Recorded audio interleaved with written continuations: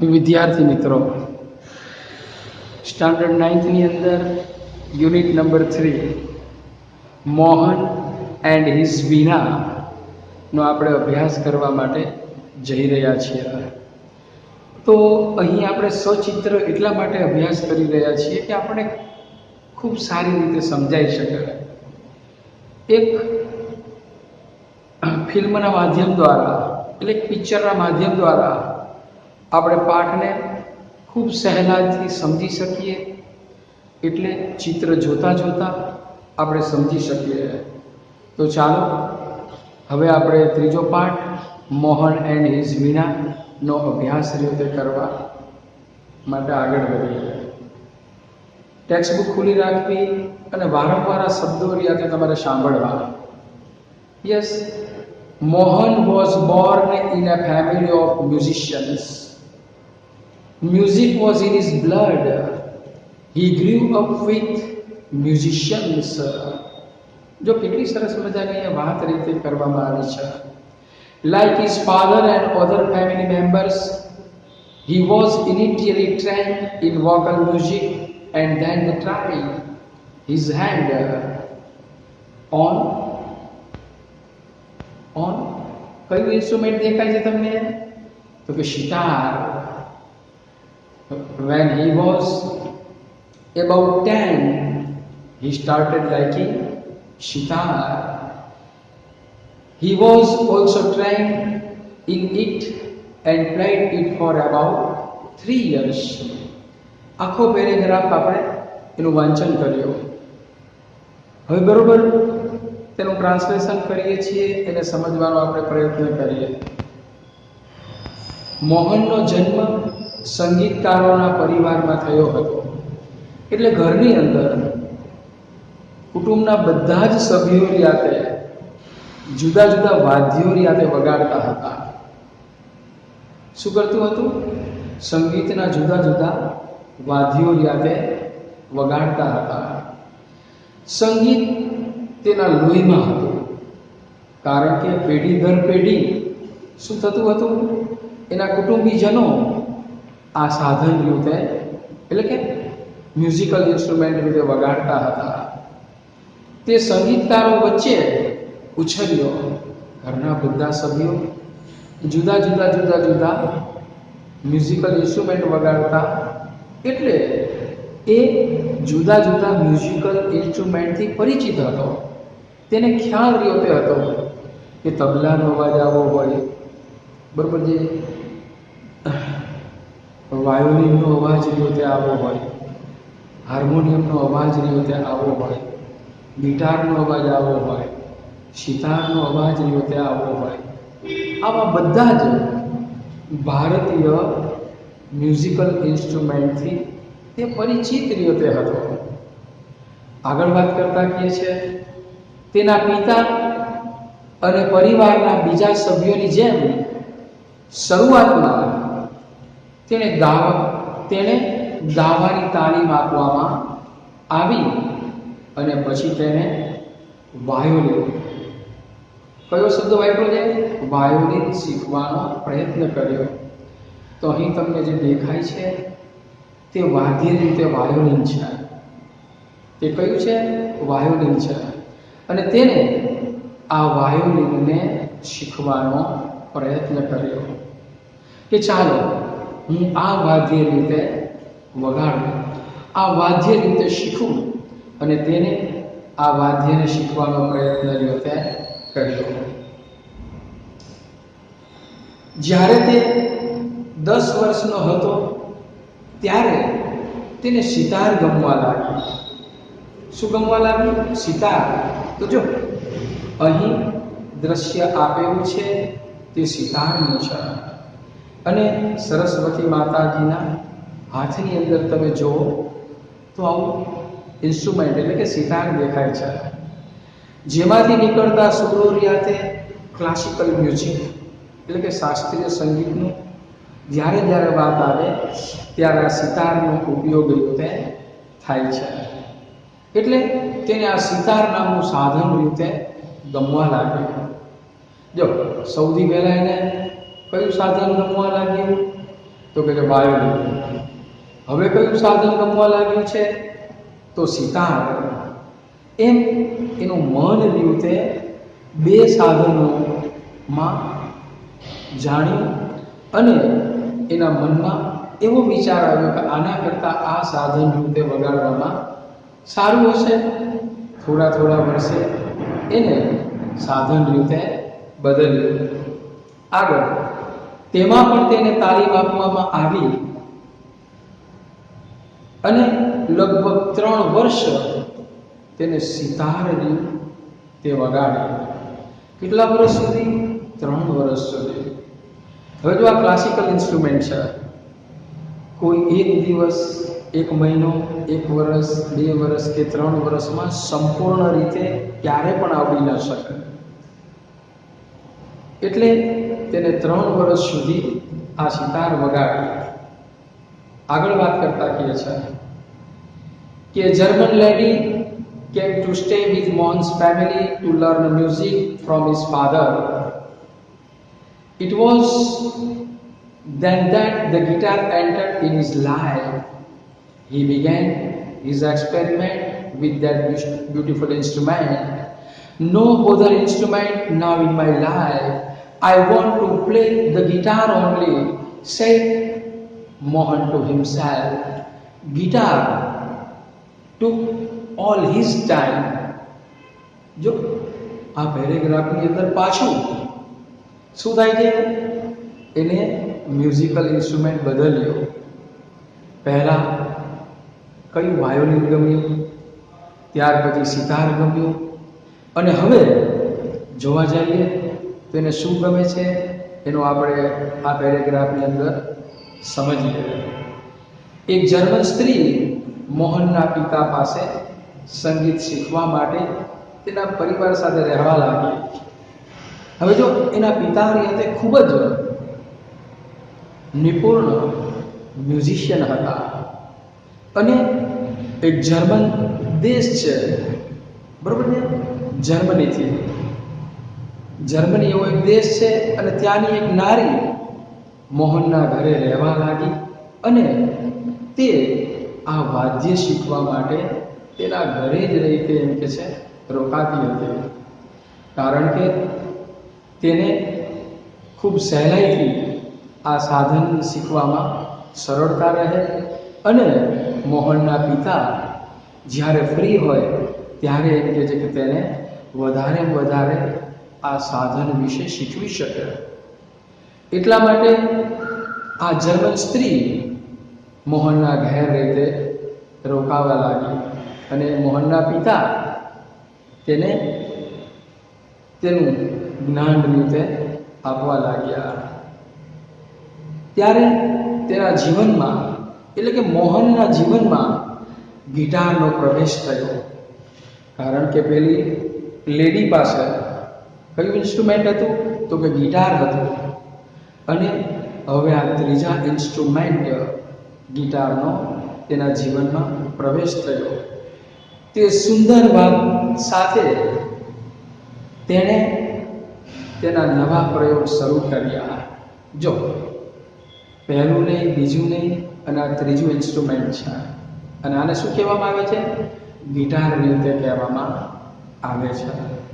તો એને થોડા વર્ષોની અંદર આવા ત્રીજા પ્રકારના હાથ ઉપર હાથ અજમાવવાનો પ્રયત્ન કર્યો અને હવે તે આ સાધન ઉપર નવા પ્રયોગો રીતે કરવા લાગ્યો.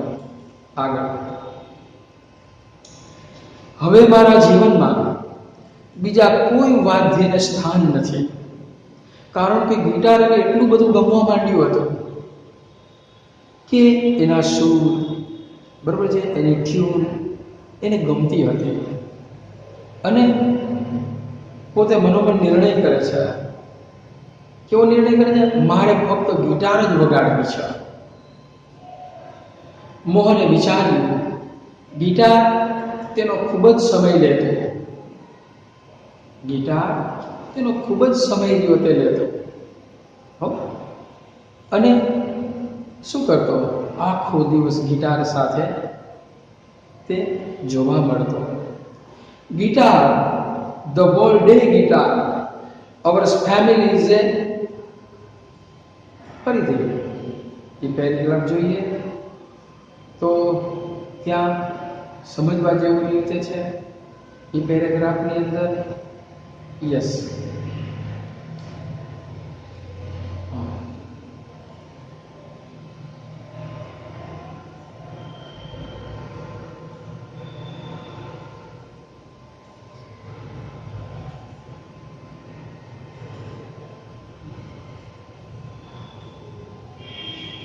શું કહે છે?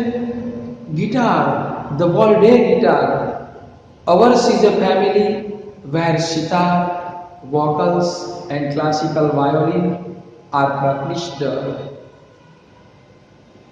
The guitar does not have the effect which our instruments do, and moreover it's not from India, said one of family members. જો કુટુંબના એક સભ્યે હવે મોહનને થોડુંક આમ પ્રેમથી આમ વઢતા હોય એવું આપણને લાગે છે અને તે એના વિશે વાત કરે છે. Do you know your father does not approve your love for the guitar, said his aunty, but his mother came to help him, let him follow his heart's desire, she declared. આ paragraph ખૂબ મહત્વનો છે અને એની અંદર સમજાવવા માંગે છે guitar, આખો દિવસ ગિટાર, આપણા પરિવારમાં સિતાર, ગાયન અને શાસ્ત્રીય વાયોલિનનો અભ્યાસ થાય છે. આપણા વાદ્યો જેની અસર ગિટારમાં હોતી નથી, એટલે કે સિતારનો જેવો અવાજ છે, બરાબર છે, શાસ્ત્રીય વાયોલિનનો જેવો અવાજ છે એવો ગિટારનો રહ્યો તે અવાજ નથી અને તેની એટલી બધી અસર પણ તેના ઉપર રીતે થતી નથી. તે ઉપરાંત ગિટાર રીતે ભારતનું વાદ્ય પણ નથી. શું કહે છે? ભારતનું વાદ્ય નથી. પરિવારના એક સભ્યે મોહનને કહ્યું. આગળ, તને ખબર છે તારા પિતાને ગિટાર માટેનો તારો પ્રેમ પસંદ નથી? તેની માસીએ કહ્યું. પણ તેની માતા તેની મદદે આવ્યા. તેને તેના હૃદયની ઈચ્છાને અનુસરવા દો, તેમણે જાહેર કર્યું. જો એના માસી એને ટોક કરતા હતા, પરંતુ એની માતા રહી એમ કે જે પોતાના સંતાન એટલે કે મોહનને ખૂબ સારી રીતે જાણતી હતી અને ઓળખતી હતી. તેણે શું કીધું કે let him follow his heart desire, તેણે તેની હૃદયની ઈચ્છાને અનુસરવા દો, એનું હૃદય કેને એમ એને કરવા દો. અને માતા રહી એ પોતાના સંતાનોને શ્રેષ્ઠમાં શ્રેષ્ઠ રીતે સમજી શકે છે. એમ મોહનની માતા રહી તે મોહનને આમ હૃદયથી સમજતી હતી કે એનો ગિટાર માટેનો એનો પ્રેમ રહ્યો તે કેટલો ઊંડાણપૂર્વકનો છે. કારણ કે સવારથી લઈને સાંજ સુધી દરેક સમયે ખાતા પીતા ઉઠતા બેસતા તે ગિટાર જ વગાડે, એની પ્રેક્ટિસ કરે અને એમાં જ રહ્યો તે પોતે મંડ્યો રહેતો હતો. તેથી એની માતાને ખબર છે કે મોહનને ગિટાર રીતે ખૂબ જ ગમે છે અને એની માતા એની મદદ માટે આવ્યા, જેથી કરી કુટુંબના બીજા કોઈ સભ્યો એને ટોકે નહીં. એમ તેની માતાએ જાહેર કર્યું કે તેને તેના હૃદયની ઈચ્છાને અનુસરવા દો. એમ આપણે મિત્રો યાદ રાખો કે તમારું હૃદય કહે એમ કરો. શું કે જે આપણું મન કે એમ નહીં, કેમ કે હૃદયની ઈચ્છા રહી તે કેવી છે? બળવાન છે, જે નિસ્વાર્થ રીતે છે અને તે હંમેશા તમને આગળ તરફ રીતે લઈ જશે. મન તો કેવું છે? ખૂબ લાલચી છે અને મન રહ્યું એ થોડી વારે ફર્યા રાખે છે. જ્યારે હૃદય એની ઈચ્છા માત્ર અને માત્ર એક જ રીતે હોય છે, અને એ તમને ક્યાં સુધી લઈ જાય છે? આનંદ તરફ રીતે લઈ જતી હોય છે. એટલે એની માતા પોતાના સંતાન મોહનને ખૂબ સારી રીતે સમજતા હતા, તેથી તેને આવું નિવેદન રીતે જાહેર કર્યું. આગળ, then his father started supporting him. He was overjoyed and decided to modify this Western instrument. He tried to make it suitable for playing pure Indian classical music. He spent 2 more years with guitar only. પછી તો તેના પિતા પણ તેને ટેકો આપવા લાગ્યા, કેમ કે માતાના સમર્થન પછી એના પિતાનો પણ દ્રષ્ટિકોણ રહ્યો બદલાયો, અને એને એમ લાગ્યું કે એની માતા રીતે બરોબર છે, મોહનને આ ગિટાર રીતે ખૂબ વગાડે છે, તે ખૂબ વગાડવું ગમે છે, તેથી તેને મોહનને પણ સમર્થન આપવાનું ચાલુ રાખ્યું. તે ખૂબ ખુશ થયો અને પશ્ચિમના આ વાદ્યમાં ફેરફાર કરવાનું નક્કી કર્યું. તેને શુદ્ધ ભારતીય શાસ્ત્રીય સંગીત વગાડવા માટે અનુકૂળ કરવાનો પ્રયત્ન કર્યો. તેણે બીજા 2 વર્ષ ફક્ત ગિટાર પર ધ્યાન આપ્યું. બરોબર છે, ગિટાર જ વગાડવાનું એને ચાલુ રાખ્યું. One evening there was a gathering of close family friends. In this small gathering, Mohan's brother, sister and nephew, who were also performing artists, played music on their classical instruments. There was a great appreciation. Mohan too expressed his wish to perform. He played on guitar. એક સાંજે તેના ઘરે નજીકના કૌટુંબિક મિત્રનો મેળાવડો હતો. જો અહીં કુટુંબના સભ્યો સાથે, સગાવાલા સંબંધીઓ સાથે દેખાય છે, અને તેઓ બધા સાથે એકત્રિત સાથે થયા છે. એને મેળાવડો થયો. આ નાના મેળાવડામાં મોહનના ભાઈ, બહેન અને ભત્રીજાઓએ, જેઓ જાહેરમાં વગાડનાર કલાકારો પણ હતા, તેમના શાસ્ત્રીય વાદ્યો પર સંગીત વગાડ્યું. આ બધાએ જેને જે સાધન વગાડતા આવડતું હતું એને બધાએ પોતાનો હાથ અજમાવ્યો અને કુટુંબના સભ્યોને બતાવ્યું કે મને આ ઇન્સ્ટ્રુમેન્ટ આવી રીતે વગાડતા આવડે છે, અને તેને પરફોર્મ રીતે કર્યું. તેમના ખૂબ વખાણ થયા અને ખૂબ સરસ વગાડતા પણ હતા. એટલે કુટુંબના સભ્યોએ તેમના ભત્રીજાઓના વખાણ કર્યા, ખૂબ વખાણ થયા. મોહને પણ વગાડવાની ઈચ્છા વ્યક્ત કરી. તેણે ગિટાર વગાડી. મોહને વ્યક્ત કર્યું કે ભાઈ મારે ગિટાર વગાડવી છે. તમે બધાએ જુદા જુદા વાદ્યો વગાડ્યા, હવે મારે પણ એમ કે છે કે વગાડવું છે. અને તેણે શું કર્યું? ગિટાર વગાડવાનું શરૂ કર્યું. અને મોહને ગિટાર વગાડવાનું શરૂ કર્યું. After his performance, a relative said, "You need to work." બરોબર છે? ફરીથી ધ્યાન રાખો. અહીં સરસ મજાની વાત રીતે કહે છે. અહીં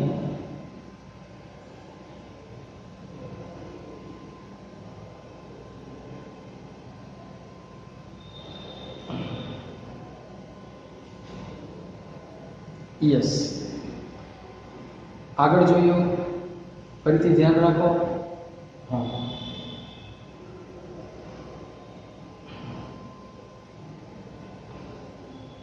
ફરીથી પેરેગ્રાફ જોઈએ. After his performance, a relative said, "You need to work very hard with the new instrument." One of the relatives said, if it were the sitar, you would have been in competition with your brother and sister. You have already spent 2 years on it, but still, this instrument needs more. આવું એક રિલેટિવ્સે કહ્યું અને જોઈએ તેની રજૂઆત બાદ એક સંબંધીએ કહ્યું, આ નવા વાદ્ય પર તારે ખૂબ મહેનત કરવાની જરૂર છે. શું કરવાની જરૂર છે? મહેનત કરવાની જરૂર રહી છે. એટલે એનો મતલબ શું થયો? એના વખાણનો કર્યા, પરંતુ એનું ટોક્યો, સૂચનો કરવા લાગ્યા.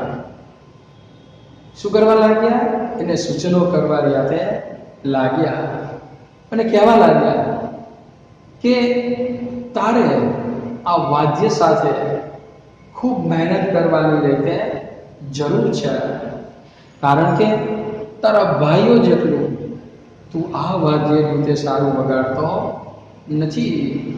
એવું એનો કહેવાનો અર્થ રીતે થાય છે. કારણ કે ટોકવાનો મતલબ રીતે શું થયો કે એને બીજા વ્યક્તિના પરફોર્મ સાથે કમ્પેરિઝન, એની સાથે સરખામણી કરવાનો રીતે થયો છે. એટલા માટે તે અહીં આવું કહે છે. આગળ વાત કરતા તે જણાવે છે, આ વાદ્ય પર તારે ખૂબ મહેનત કરવાની જરૂર છે. એટલે કે બીજા સંબંધીએ કહ્યું, જો તું સિતાર વગાડતો હોત તો તું તારા ભાઈ અને બહેન સાથે સ્પર્ધામાં હોત. તે આના પર 2 વર્ષ ગાળ્યા, તેમ છતાં આ વાદ્ય પર તારે વધારે મહેનત કરવાની જરૂર છે. આનો મતલબ શું થયો કે એને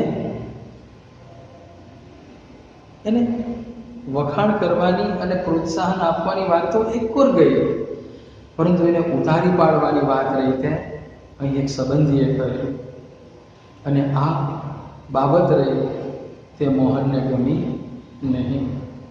હવે નેક્સ્ટ પેરેગ્રાફની અંદર આપણે જોઈશું.